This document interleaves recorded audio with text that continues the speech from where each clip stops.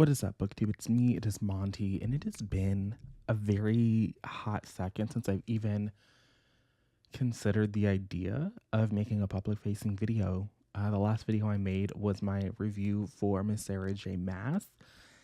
And I don't know how long this video is going to take me to film because it's going to be a reading vlog-esque situation. I say esque because I really hate reading vlogs.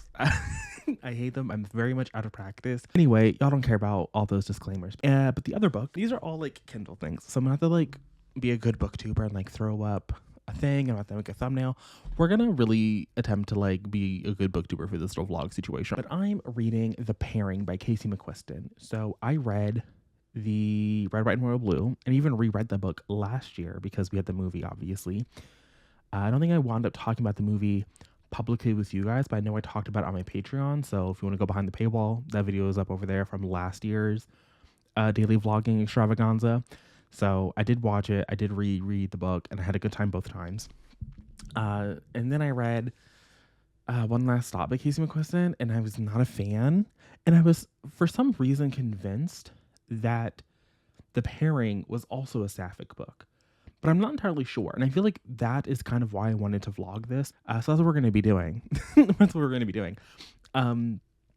So yeah, The Pairing is about these two exes that wind up on the same Italian vacation, and they make a little bet against one another to like see who can hook up the most and like seduce their tour guide the quickest. And obviously romance between them is going to ensue.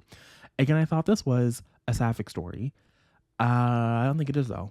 We have Theo and we have Kit, and I guess they could technically be like non-binary people, and it could be sapphic, and I could just be what's what I'm looking for. I could just be jumping to conclusions here, but I'm starting to get the feeling that maybe it's not a sapphic book, and so I kind of want to document that journey, and then I want to see. I don't know. There has been some what's what I'm looking for here. Debate about the sapphic people not really getting the support in the bookish community. I feel like that's always a thing on Twitter, and I would say that it's accurate. It's accurate. I know that I personally, I would say, go out of my way, but once I hear a book is sapphic, I will say that I do kind of lose interest, just because the times I have gone not out of my way, but the times that I have picked up sapphic books, they have always, not always, but they tend to lead in the like disappointing direction. And so I was kind of excited to see Casey McQuiston go back to sapphics and be like, I'm going to do it right this time. But it seems like maybe they've retreated to just like a Killian. Has that caught on? I feel like that has not caught on. People wanted to make a Killian a thing, and I don't think it ever did. But it'll be interesting to see if that's what this book is, or maybe it is something completely different, and I don't know. But whatever it is, I'm going to be talking about it with you guys. And I figured that now would be the best time start, because I was literally just sitting down to read the prologue, and I said, no, let me not do that. So I will check in. I'm not going to be like 25, 50. I used to be really good about that, like 25, 50, whatever it is. No, I'm going to read a little bit before bed. It is about to be 11 o'clock. I'm watching a TBR. Then I'm going to go back to the reading sprints I was using earlier today. And you won't get a check-in from me tonight because I'm just going to go to bed. It'll be like midnight by the time I do get around to do any reading. But tomorrow, either before work, I'll come in an update, or after work before I do reading sprints with the patrons.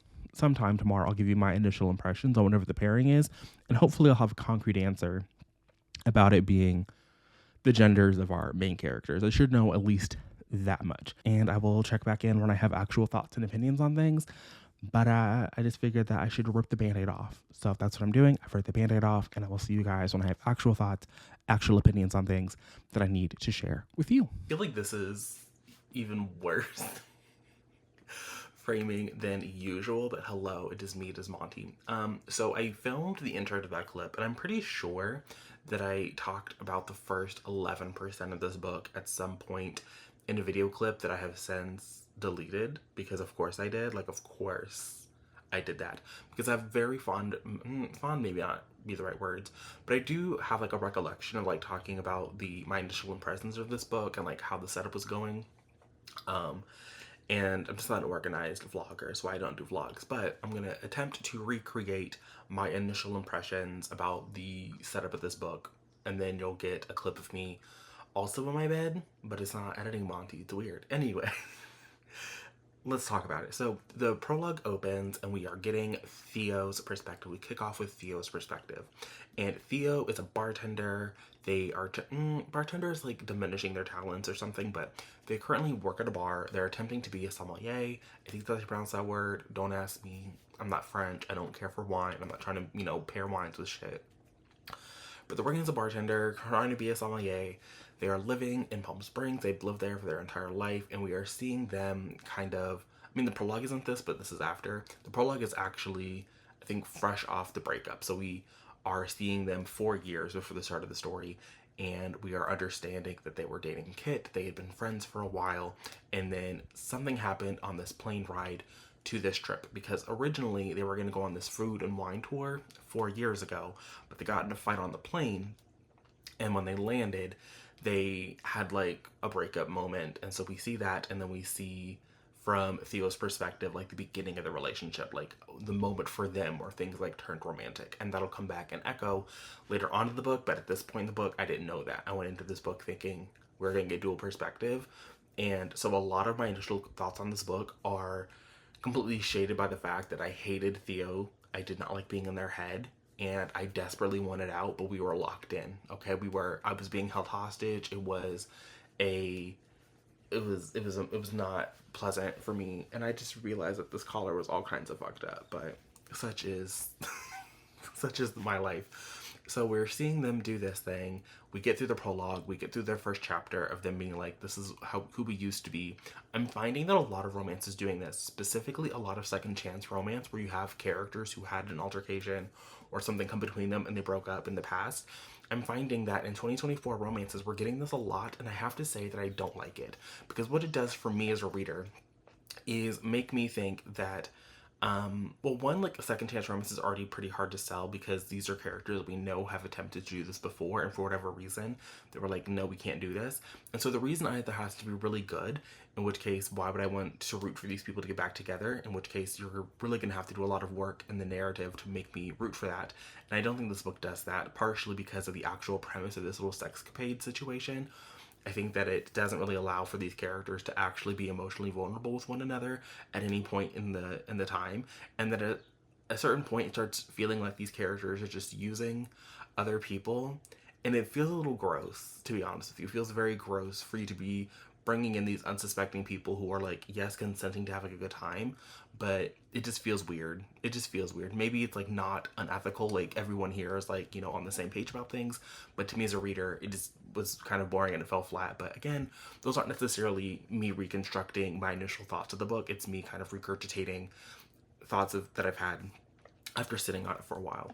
But at this point in Theo's life, they are kind of feeling a little bit stagnant. They have this VW bus that they've kind of renovated into a bar that they use for pop-up events, but they're still like not necessarily where they want to be in life. They're still living in the same place that they've grown up in, where they lived their whole life. They haven't really spread their wings. In their family, they're kind of like the least successful person because their siblings are famous and they've been acting for a long time, and then Theo's just kind of like the leftover child, even though I'm pretty sure Theo is the oldest or like middle child, so like they aren't necessarily forgotten in the sense of like, they're youngest and we're just never around or something. So that's the situation. And they have this voucher from the trip they missed 4 years ago, and it's about to expire. So like this is their last shot, and they decide that they're going to put their life on hold and go on this European trip. And it is in London because that's where the trip starts. They meet in London and they go throughout Europe. And it's in London where they run into Kit. And Kit is the person that they were dating and they broke up with. And Kit seems to have their life together. Kit is working at a pretty respected patisserie in Paris. They have gone to culinary school. They are now a pastry chef. They're living the dream. They have friends. They're looking good. And it is in this initial meetup that Kit lies and says that they are indeed an actual sommelier. And so, they got to live their dream, and Kit got to live their dream, and everyone is living the dream, and everyone is very happy, and no one has any reason to be sad about what happened in the past because everyone is living life to the fullest and they are thriving, honey. That is not really the case because, again, as I told you, we meet Theo and they are very much not thriving. They are pitiful. So you hate to see that. Maybe the most successful thing that Theo has going for them is they are exploring their gender identity and how they want to express themselves. So much of my early thoughts of this book were colored. In fact, like I said in the intro, I thought this was going to be a sapphic book going in, and that is not the case, particularly because Theo is definitely not a cis woman. That's kind of like the only label they have for themselves. They understand that there's some flavor of trans, and this will come up in an update later, and like maybe they're non-binary, but definitely not a cis woman. And so a lot of my early thoughts of this book were just like, I didn't really understand how the book was trying to address Theo necessarily, because we have characters using a name that is not Theo, and when eventually the plot does twist over, or not the plot, but the perspective does twist over to Kit's perspective, Kit also uses a name that is not Theo, and they have a conversation about that. And I think I said this in my written Goodreads review, which I'll link down below in the description. But so much of this book I feel would have been more impactful from Theo's perspective. Like, we have all of these moments in Kit's perspective about Theo's identity, and that's really the only driving force we got going on. Because in these early parts of the book, we're trying to set up this bet, this wager that these two characters are going to have going on for them for the most, like, for most of the book. And so the driving force of this book to me was not really these characters rekindling anything or figuring out, you know, what went wrong. That is part of the story, like the only interesting part of the story, because these characters do get along from the first instance that they meet one another, really, is one, what was the fight? Because obviously in a second chance romance, whatever broke you up before, we're gonna have to address. So what was the fight that broke them up? What happened when they landed? Why did they have to go their separate ways? Why could they not, you know, be adults in that moment when they're both like 24, 25 years old and just talk it out? What was going on there? And then thirdly, this little wager they have about who can hook up with the most people, because why not? They should have this little sex bet going on. And I feel like the sex bet is probably the least compelling part of the story for me. Like, for me, what was really driving that was this mystery of like, why did you guys break up in the first place? Because to me, going into a second chance romance, it's pretty important for me as a reader. And because I felt that the romance here was a little bit silly, it definitely was starting to veer more toward the partner plot territory, where there was really no reason for you guys to break up in the past, and so of course you're going to be together. And it was not as good as the reasoning in the, I mean, in some ways, like, that's also the reasoning for the Colton Gentry book, but at least in the Colton Gentry book, like, you could see characters who had actually grown as individuals and were able to come back together. But when you read this book, ultimately, I think what broke them up in the first place is what eventually, like, is supposed to like cement them as a couple in the present, which I guess could argue is like some kind of growth, but it's not. Like, it's the same situation that broke them in the past. It comes up again, and it's not, I think it's meant to feel more literary than it is. And again, like, this is me doing more than just, you know, catching you up on my first initial thoughts on this book, but it is very, it just feels silly that like this thing that like broke you guys up in the past is now what is gonna get you guys back together, and it's under very similar circumstances. It's not even like, oh, I learned from this thing in the past. It's like, no, this thing happened and characters made decisions about what they were going to do about that thing, and other characters reacted to that. And so here we are. I will also say, for a book that is supposed to be about characters like hooking up, this isn't like a duo traveling ring. It's not like, oh, Kit and Theo planned this out on their own. And I actually think that might have been a better story. I think it might have been a better story if Theo and Kit had planned this thing on their own. Like, you know, they had like booked hotels and they were going to get their own accommodation, and they, you know, rang up the other person 4 years later and was like, hey, I want to do this. Would you, you know, maybe we could, you know, bury the hatchet so we can both move on with our lives. That might have been a better story than them going on a like pre-mapped location situation thing where there's a tour guide and other people on the tour, because the other people on this tour are not utilized at all. And I think I said this in my Goodreads review and not in any of the clips, but coming off of One Last Stop, the side characters in that kind of like really did overshadow the main, you know, story situation. August and her roommates were like a lot of the story, to a point where like you could argue, I wouldn't say they overtook, maybe that would be actually overstating it, but they were, you know, a significant portion of what was happening in that story. And here it's like you have this entire group of people on this trip with you. It's not just the two of you, but so many of these scenes are just from the two of them. And because it eventually does actually go to dual perspective, it does feel a little unnecessary. Because there's like maybe 3 times over the course of this trip where these characters are not in the same place at the same time, having the same thoughts. And so it definitely, because we didn't alternate chapters, we didn't have to worry about it feeling repetitive. So I guess in that way, the way it was structured made sense. But because, again, like, Kit had really nothing to offer anybody in terms of like some pretty problematic, maybe problematic is not the word, because I can understand like where Kit was coming from in some of their thought processes about where Theo was in their life now, and compared to where they knew Theo previously. But it wasn't articulated, I think, to really convey the message that I think Casey was attempting to convey. So the beginning of this book was a lot of setup, obviously, because it's the beginning of a book, and I just wasn't necessarily invested in the wager part of the story, but I was pretty curious to understand like what broke them up. And so we did get a pretty clear understanding, which I'm going to go over in this next clip. And because we got such a clear understanding so early on in the book, it did kind of feel like, okay, so what are we doing for the rest of this? Because I don't care about this escapade. And this escapade started to get old really quick, but we'll talk about that when we get to it. So hopefully this will make the transition to the next clip a little bit easier. Hopefully it will. I don't know if it actually will, but the beginning part of this book, I think, left me initially with more questions than answers, just because I spent so much of this really confused about Theo and how they were identifying and like how I was supposed to feel about other characters referring to them in certain ways, that it did kind of take me out of the story a little bit. Just a little bit. I mean, because I was assuming things, and I was feeling like, okay, the text wants me to assume this, but then the text would also have characters addressing them in ways that were against that initial assumption.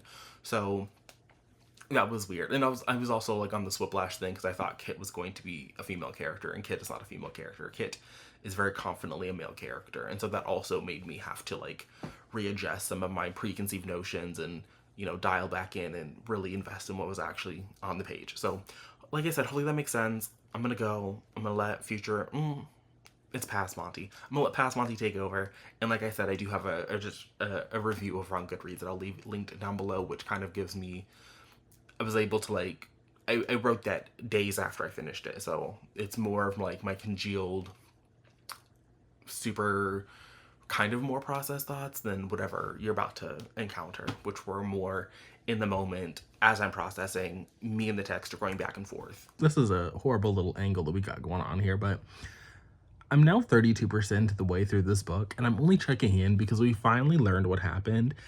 And listen, I'm not above miscommunication. I'm not above that it can be a decent time, right? 4 years ago, before they went on this little trip, like I was telling you guys, they got on that fight in the airplane.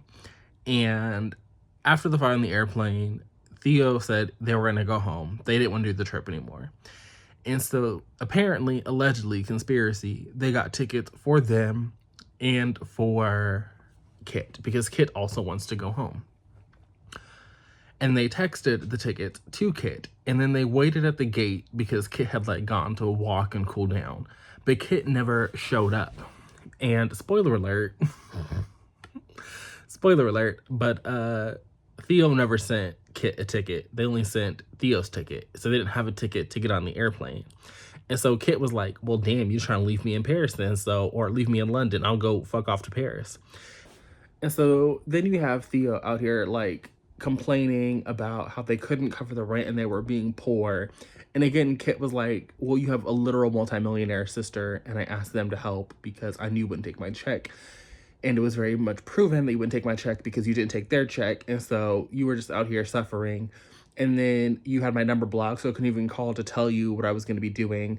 And it's not my fault that you heard at work that I had quit because you weren't even supposed to be working that day.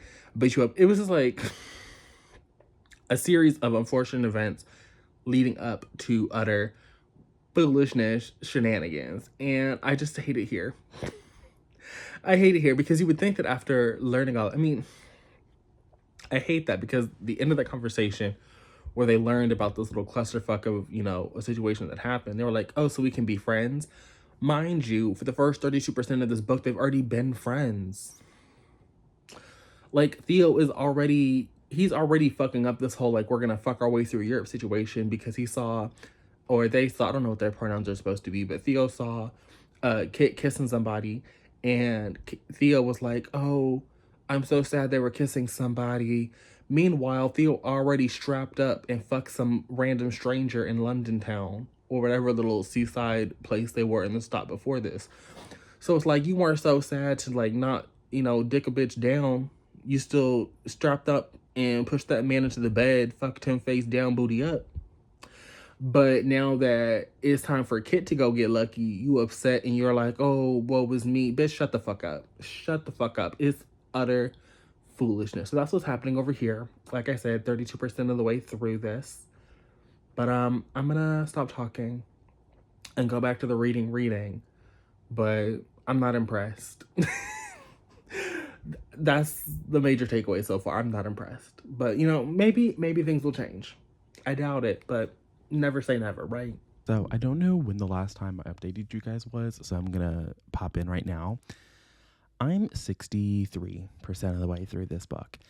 And it's not that I think this book is bad. It's not that I'm having a bad time, but I do think both of those things, and I'm not enjoying myself, which is actually bothersome. So I think I did film an update telling you that around the 50% mark, we got Kit's perspective. And so I've been with Kit for a while now, and I hate them even more than I hated Theo. Theo and Kit did have a discussion about Theo's gender identity. I think I did actually film a clip because I'm pretty sure I was talking about how, in Kit's perspective, they were, Theodoring Theo, and they were sheing and herring them. And I was like, I guess that's what we're supposed to be doing. Except no, we're not. Because I guess my reading comprehension skills are still intact, because I was picking up from Theo's perspective that they didn't have any kind of like, how would I want to phrase this? They were not identifying necessarily as trans masculine, but there's some flavor of trans, definitely some kind of non-binary, and they've been testing out they, them pronouns. So the reading comprehension was reading comprehensioning, and I should never second guess myself. So we're in Kit's perspective now, and Kit is just so pathetic. I'm sorry. They're just so pathetic. I thought Theo was pathetic. Kit is even worse. I think where I left off, Kit and Theo were discussing like where they are, because at this point in the journey, they have struck up some kind of like friends with benefits slash like pretty woman situation where they're hooking up, and I'm pretty sure they're like not kissing, but like maybe they are. I'm really not invested in any of like the smut of this book. So anytime like smut starts happening, I do just kind of like glaze over and like move on with my life. But they've been discussing that because of this friends with benefit situation. Despite the fact that at 30%, they both kind of realized that they didn't really have any kind of solid reason to not be together. And I think I discussed with you what went down in the aftermath of the flight to London 4 years ago, where they both just kind of realized there was a series of silly mishaps that kind of just like pushed them away from one another. And they could just get back together and continue to be partners and dating, but they're not doing that. They have this friends with benefit situation going on. And so they've been kind of like recounting like the scoreboard, because they had the like who can hook up the most situation going on. And people have been lying. They've been lying about their scores. And I kind of called that to begin with. I was like, to be fair, I definitely thought Kit was going to be lying about everybody and being like, yeah, I never hooked up with anybody at all. And we knew from Theo that was going to be a lie because we'd seen them hooking up a couple of times. But I was right. Like, they've been inflating their numbers. It's not necessarily zero, but it might as well be. And it's just all too unserious to me. Like, it just reads like something that you would. Here's the thing. People went into this book. I've ruined this book for people, but people went into this book with the assumption that this was part of the plot, that these were going to be characters who are hooking up with people who are not going to be their in-game romantic interest.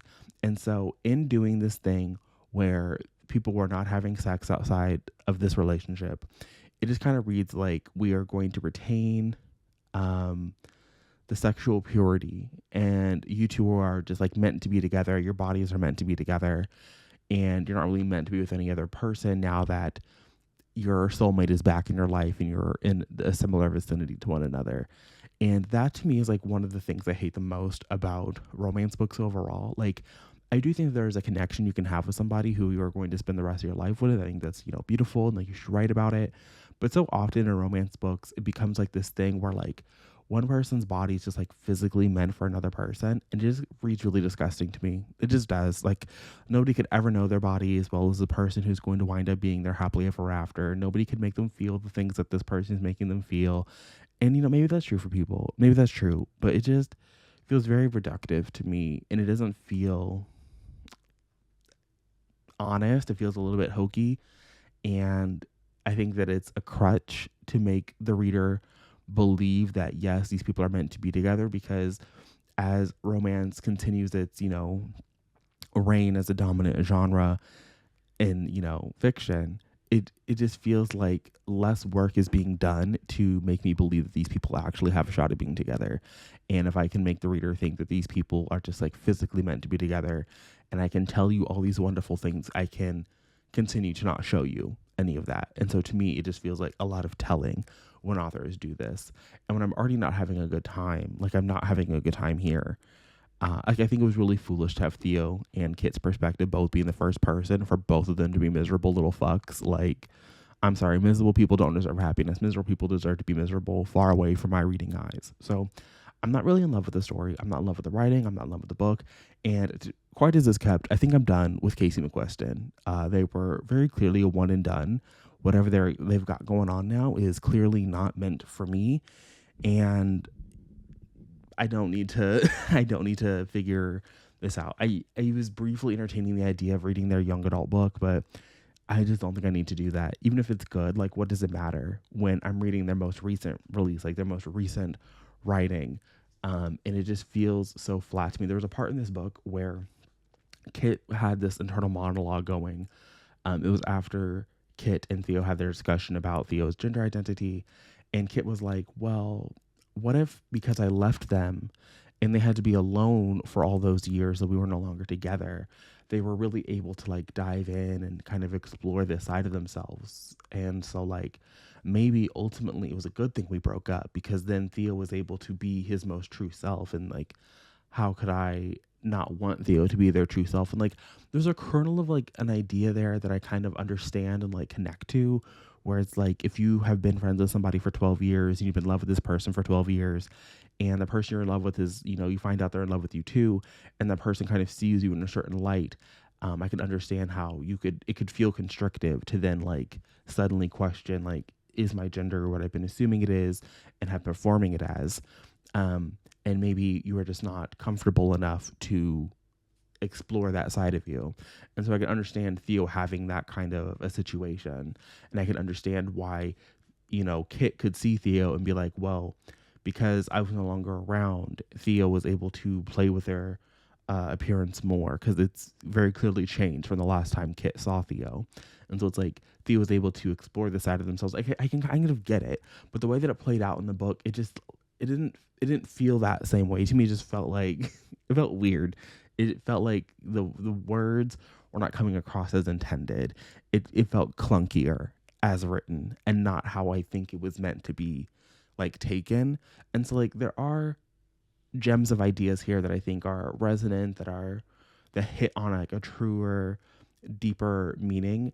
But the book itself is very bland and boring. Here it feels like Kit and Theo are in their own little world, and the only people that we get to see have any kind of like attempt at depth are their random hookups that literally don't mean anything because they're in the city and then they're gone from the city. So ultimately, the book, I think, does leave a lot to be desired and a lot to make somebody want to run out and pick up something. Ultimately, I think the book does leave a lot to be desired, and it doesn't really give me anything to be like, yeah, I need you guys to read this. Now I'm going to go, and I'll see you guys tomorrow with my final thoughts. Hello, it is me. It is Monty. I am back.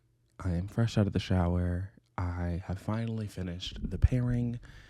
And I'm going to start off with my most like nitpicky complaint, which is like a complaint only I'm going to have, because I will say this made me feel like I was fucking stupid the entire time I was reading this book. Like, it was such a minute detail of the story that like it has just stuck with me. And I like to think I'm a person with a reading comprehension. And I like to think that I'm understanding the things that I'm reading. And so that is mostly why this has bothered me. So we start off the book from Theo's perspective, and they talk about being raised for their 28 years in the Coachella Valley, namely in Palm Springs. And like, if I was raised in Palm Springs, I too would probably just say the Coachella Valley in 2024. Like, when Palm Springs is just associated with like, it's like the gay retirement home, like people who don't go to Florida go to fucking Palm Springs. Like maybe that's why I would say the Coachella Valley and not Palm Springs. Maybe that's what I would do with my life. I don't know. It's not to denigrate Palm Springs. But like it's like the actual desert. Like I lived in the high desert for like a decade, but like Palm Springs is like desert. Like I don't know how people live out there. Like thoughts and prayers to those brave soldiers. Could not be one of them. So that was what we got from them. And then around the 50% mark, like I said, we switch over to Kit's perspective. And I was kind of hoping we would at some point go back to Theo's. And I think the epilogue is from Theo's perspective, but the epilogue is so stupid, like whatever. Um the epilogue is so stupid. But in Kit's perspective, mind you, Theo and Kit are supposed to have like grown up together. Now, Kit was born, I think they were actually born in France, and that's how they have dual citizenship. Because I don't know how France does their citizenship, to be honest with you. Um, but for whatever reason, they moved eventually to California. So it wasn't like Kit was born and raised there. But when we get to Kit's perspective, they talk about the Antelope Valley, which makes sense the first time it's brought up because maybe maybe it makes sense both times. Maybe the reading comprehension is sticking with me because I think like the first time they bring it up, they talk about how um, their mother, Kit's mother, brings them to Lancaster because that's where the poppy fields are in the Antelope Valley. It's not just like all over. You have to go to like Lancaster specifically. Um, which, speaking of it, I hate those poppy fields. Okay, have I ever been to the poppy fields? No, but like anytime a celebrity actually goes to the high desert, it's to go to those goddamn poppy fields. And the only memory I have of them was like in 2018. I want to say there was like a super bloom, and it was horrible to live through the super bloom because the super bloom brought all the fucking monarch butterflies, and you could not drive anywhere. You could not walk out of any store without being attacked by fucking monarch butterflies. So hate it. Hate this fucking super bloom, but it's pretty. You know, poppies are pretty. You know, it's the state flower for a reason. So they go on that trip, and maybe that trip happened when they were 9, because then later on, Kit talks about the Valley like they were living there, and they've been in love with them since then. But I guess you could read that second mention as like that's when they knew they were in love with Theo. It's a really messy, and to me, it just feels like they were referring to the Coachella Valley and Antelope Valley as being very similar. But even if they weren't, like maybe the thought process is finally coalescing around the truth of what was happening in the book, and it's just like that trip to the Super Bloom is what like really cemented the fact that they were in love with their best friend. Okay, reading comprehension solved. But throughout the course of the novel, not Kit, I guess maybe both of them, but I feel like it's more Theo refers to the Coachella Valley as like the valley and like the valley where they were raised. And like maybe people do that. Again, like maybe they do.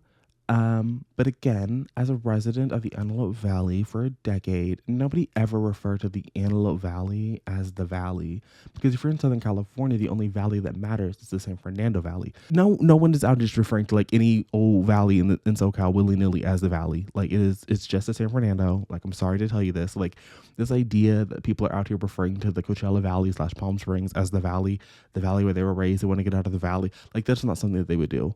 It would not even occur to them. So that really bothered me, but let's move past that.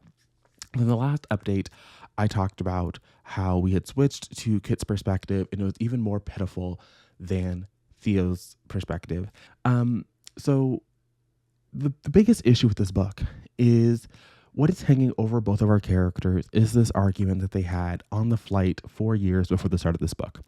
And when they got off that flight, they were in the middle of an argument and they had that, miscommunication, and both of them thought the other was breaking up, and they just kind of went about their lives for the next 4 years under this impression that the other person had ended things. And then they fortuitously meet on this vacation that they had intended to take 4 years ago, but they decided to cash in their voucher for that missed trip at the same time. And so now they're going through Europe, going on this wine tasting, having this sex competition about who can hook up with the most people. But so quickly into this book, we kind of resolve that initial miscommunication. And then as the book continues on, it's very clear that both Kit and Theo want to be together, but they're not actually together. At a certain point, I think in my last, and to clear up another reading comprehension error, in my last update, it talked about how they had like rekindled and like were kind of getting back together, but there were some rules, and the rules were like they weren't going to kiss and there's no penetration. So like they're kind of still fooling around with one another, and the competition is technically still going. But the competition completely falls outside the window, and also they don't really interact with anybody else on their tour. Like they have casual mentions of the people on the tour, and they like observe them as like they're not part of the same tour group. But it just feels very strange. I mean, the entire thing feels very strange to me. I've never really gone on like a group tour like thing. That's not really something I would really do, partially because I'm not really an excursion girly, and I feel like that's kind of what this is supposed to be for, like people who want to go to a country and like actually explore and like go around. Like there's some guided activities that they sort of participate in, but they are always paired off together, which also kind of like defeats the purpose in my mind of them. For some reason, they're always attached at the hip, but then they magically meet somebody in this new city, and then like they start flirting with them, and like maybe sex happens. I will say that my initial thing of like, oh, Kit's not really hooking up with people, kind of proved to be true. Like Kit definitely inflated their number and lied about things, or allowed Theo to think they were hooking up with people that they weren't actually hooking up with. And that's another issue that I had, where so much of this book is these two characters ostensibly hooking up with other people, like casually connecting with these people, and we don't really see them actually forging any kind of deeper connection. And so in the back of my mind, I continued to read because I was like, obviously, whatever happened in that fight is going to be really important to these characters, and like really, um, it's going to really kind of it's gonna help me understand at least why, even though in this very moment where both of them are single and they have already communicated to each other that they would like there to be something there, that they're willing to be this like friends with benefit over the course of the trip. Um, Help me understand like why we can't just get back together on this trip right now where you are, because like for what, like there really is no conflict here aside from like whatever that fight happened between them has to just be really bad. And when I tell you what the fight was, when I tell you it's like so fucking stupid, it's so fucking stupid. And I'm gonna say that it's fucking stupid. And i I think that like it makes sense logically, like why that would cause a rift and why they would leave the airport with that initial miscommunication. But it's still like it bothered me because at this point, when I'm thinking, the fight has to be so important that like whatever's happening now, like it has to, make me understand like why you're not together. And for to be honest with you, like completely 100% upfront, what is happening in the present, like the fight really no longer applies. Like the fight was so like instance specific at that point in their lives that like whatever space they're in now, it feels like kind of negates what is happening in the fight. So the fight was about, so they had, bounced around this idea of like opening, a restaurant together. They were, like I said, they've been friends for like a decade. They've been dating seriously for like maybe a year prior to the start of the book. And at this point in their lives, Kit was going to go to culinary school. They wanted to go to pastry school. They wanted to be a patissier, whatever the French word is, right? And so they had applied to different schools in order to get this kind of an education. And they applied to one in Paris because they are also a Nepo baby, but they embrace being a Nepo baby. And their family had an apartment in Paris that was like fully furnished. So like they could, and they had dual citizenship. Like they could feasibly live in Paris and go to the school rather comfortably. I mean, obviously they would probably have to get like a little side job in order to like, incidentals and things, but like they could have made a life in Paris really work and it wouldn't have been too crazy.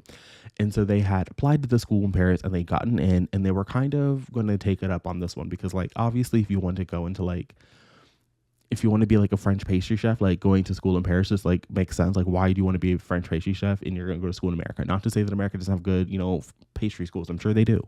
I'm sure you can get a perfectly amazing, not even perfectly adequate, education in America, but like, sure, it makes sense to go.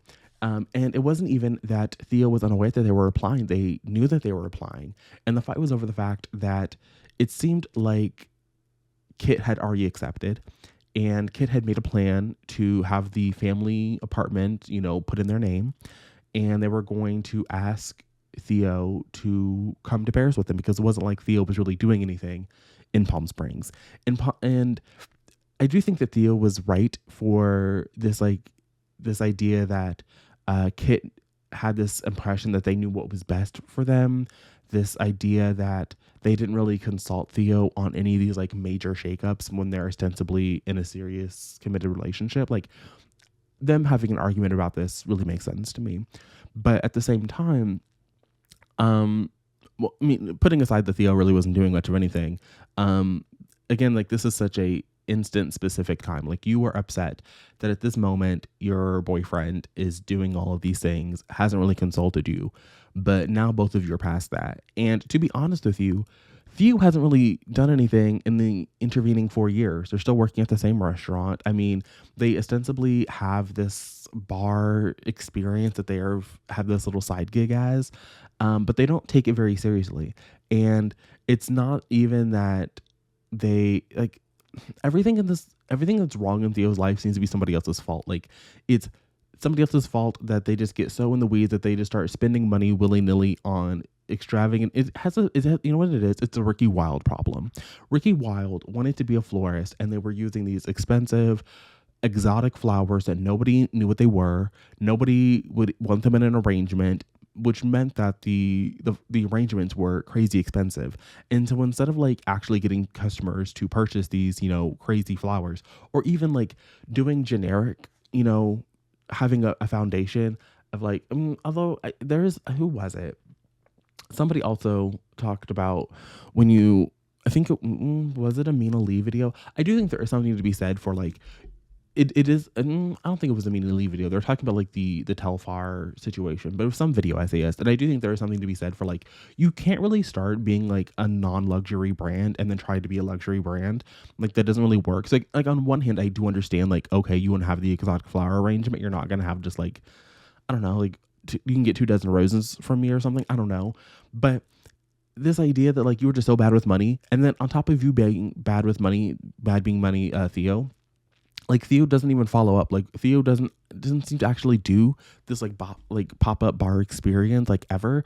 They have like one big customer that they don't really communicate with, even though this person is sending them emails, and then they blame uh they blame their scatterbrainness on running back into Kit and their whirlwind situationship in this fucking competition.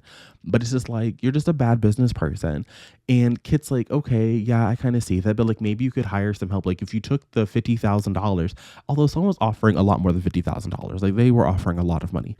But Kit's solution to this problem being like, okay, you want to be the creative person. I think that Kit was really focusing in on like trying to make this bar experience actually work in a situation when when Theo went back to Palm Springs. It's like you could take that money, use it as actual investment, bring somebody else on, somebody who can actually like run a calendar, keep you on task, and then you can be responsible for like actually executing these luxury cocktail experiences. And Theo's just like, no, I can't do that. It's antithetical to my process. It's just fucking stupid. Like, I'm sorry. Theo was getting in their own way at every fucking turn. And it was so bothersome to read about because they never got out of their own way. Like, there was never a point in the story where Theo realizes that they're an obstacle to their own happiness, to their own, like, it was self-sabotage to a level that is becoming really apparent as like this running theme in modern romance novels that is just not pleasant to read about. Like to me, it is just so fucking pitiful. And then you have Kit, who is like the opposite of that, who like self-sabotages a little bit, They understand that Theo doesn't like surprises, but their big idea was to surprise Theo by moving to fucking Paris and like upending their entire lives together. But whereas Theo sees that and like just continues on getting in their own way, Kit realizes areas where they have fucked up and they move on and they realize that, okay, I'm not gonna do that again. Learn from that. Like they actually learn the lesson that is the self-sabotaging is theirs like to promote, but Theo never does. And so the book ends in a situation where it's the exact same setup that Kit wanted all along. Like that's what's I think the most foolish about it is like Theo does leave Palm Springs. Theo does move to Paris. Theo does, they do open this little restaurant because Kit was able, by actually moving to Paris and having a life and living it and learning from the lessons, they made connections. And when this old pastry chef decided they were going to, leave their restaurant and get out of the business and, enjoy their retirement, Kit was there to have like an actual storefront for this business that had always been like a dream. Although I don't even think they actually opened it there. I do think they did not open in Paris. I think they went to like a different location, but maybe that other location they visited at the beginning wasn't in Paris. Either way, they made these French connections, and through their French connections, they were able to actually have this vision come to life that they and Theo had always talked about, but Theo was never going to get there. Like Theo's happiness was never ever going to happen without Kit. And to some point, I think that's true of a lot of romance novels. Obviously, like part of the happiness of the character is the romantic relationship that they find themselves in at the end. But I do think that like truly good romances, like truly like romances that really make me believe that these characters are going to have like a lasting, solid foundation, are romances where I think that both characters grow with each other. And this one, it feels like we have Kit pulling Theo along. Like they are dragging them to that, like across the happiness. And it doesn't feel like a mutually beneficial, we're building each other up kind of situation. So we have this entire book where it's just like, you guys could just be together and you're just not together for the sake of not being together. And that also tosses aside this entire situation where like twice in this book, I was like teased with a threesome that never happens. Never happens, was never going to happen. Maybe the first one in Monica was going to happen, but the second one was never going to happen. It's like this plot twisty reveal moment that's just like so silly, and it's really only there, it feels like, to reinforce this like monogamous, like one true love type of thing, even though like both, I think we get confirmation that like Theo and Kit have had sexual interactions with third parties while they were together. Like it just feels very silly to me for it to, it just feels very puritanical almost at the end of the book, where it's just like, how you thought, no, this is a good Christian romance. Although it's not. To the Christian romance girlies of my audience,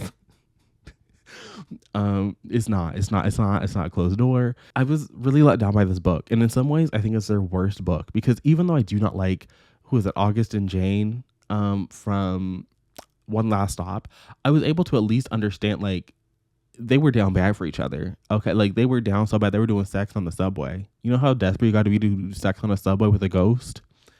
Like they were defying the laws of nature, of physics, bringing somebody stuck in a time loop. Like they were really treading new ground. And Kit and Theo were just so boring. Like it was boring being trapped in both of their minds. Neither of them had anything to say. And when they were talking to each other, which was actually, somewhat refreshing to have, love interests actually communicate with each other at some point, they weren't saying anything of substance, and there was really nothing saying. There's no conflict in this book. There is like, there's no any conflict that there was in this book, like, that fight that happened on the airplane or the breakup communication. I mean, the fight is rehashed of like 80%, but the miscommunication of their breakup happens around like 30%. It happens before we get to Kit's perspective. Like it happens in Theo's part of the book. And so for the miscommunication of like why they broke up in the first place be cleared up so soon, and that neither of them really wanted it, but like obviously they had, if you're not with somebody for 4 years, like you're broken up. It is what it is. But there was nothing really here for me to understand like why these characters weren't together. And when I did understand like why they weren't together, I don't think they should be together is also part of the problem. Like, I don't think that these characters should have, even though they rehashed everything and they clearly had never moved on and had stayed stuck in the past, I don't think that was healthy for either of them, just like realistically. But also it didn't feel like even their past selves really should have been together. It was really a situation where sometimes I'm a friends to lovers truther. Okay, I think that friends to lovers is superior to enemies to lovers. Partially because enemies to lovers is often foolish.